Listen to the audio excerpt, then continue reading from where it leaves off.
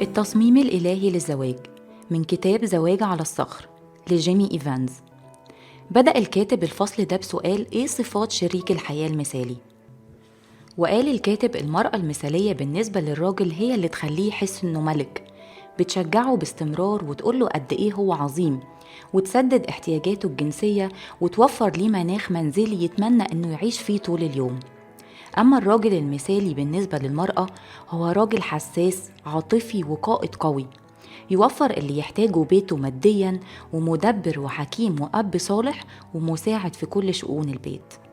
وفي أفسس 5 وضح الرسول بولس التصميم الإلهي للزواج وقال: أيها النساء اخضعن لرجالكن كما للرب، لأن الرجل هو رأس المرأة كما أن المسيح أيضا رأس الكنيسة. أيها الرجال أحبوا نساءكم كما أحب المسيح أيضا الكنيسة وأسلم نفسه لأجلها. وقال الكاتب: لو قام الراجل والمرأة بأدوارهم بحسب التصميم الإلهي هيتحقق تسديد الاحتياج. فأكبر احتياج للراجل في الزواج هو الاحتياج للاحترام والإكرام، وعشان كده نلاقي الله بيطلب من المرأة إن هي تخضع للراجل كما للرب، بمعنى لما تحترم الزوجة زوجها وتخضع ليه كده هي بتسدد أعمق احتياجاته في الزواج. وفي نفس الأمر للمرأة، لما يهب الزوج نفسه لرعاية زوجته والاهتمام بيها بتضحيته، هو كده بيسدد أعمق احتياج للمرأة في الزواج، وهو الاحتياج للأمان. فالمرأة بتحتاج لقائد يقدر يحميها ويضحي عشانها. اختار إنك تبني زواجك على التصميم الإلهي وتأكد إنه مش هيفشل أبداً. وقال الكاتب: من المهم للزوجين إنهم يعرفوا احتياجاتهم الأساسية، واللي بتختلف من الراجل عن المرأة، لأن ده هيساعدهم يسددوا احتياجات بعض. والاحتياجات الأساسية للمرأة هي: أول حاجة الأمان. بعض الأوقات الله بيسدد احتياجات المرأة للأمان من خلال الزوج، وعشان الزوج يسدد الشعور بالأمان لازم يهتم بيها أكتر من أي شخص أو أي شيء تاني بعد ربنا، ويعبر عن حبه وإعجابه بيها باستمرار، ويكون أمين في علاقته بيها في غيابها قبل حضورها، ويلتزم بتسديد الاحتياجات المادية. تاني احتياج للزوجة هو التلامس العاطفي الغير جنسي، وخد بالك من كلمة الغير جنسي لأنه بيفرق معاها جدا، لأن الاحتياج للجنس الملح عند الراجل مش عند المرأة.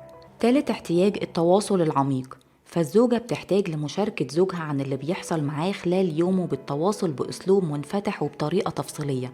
رابع احتياج للمرأة هي القيادة. القيادة مش بتحكم أو سيطرة، لكن قيادة للزوج بحب وحكمة. أما عن الاحتياجات الأساسية للراجل، أول حاجة الاحترام. وقال الكتاب للنساء: اخضعنا لرجالكن كما للرب، بمعنى إن الزوجة تعامل زوجها بالطريقة اللي بتعامل بيها يسوع، حتى لو كان الزوج مش شبه يسوع في تصرفاته.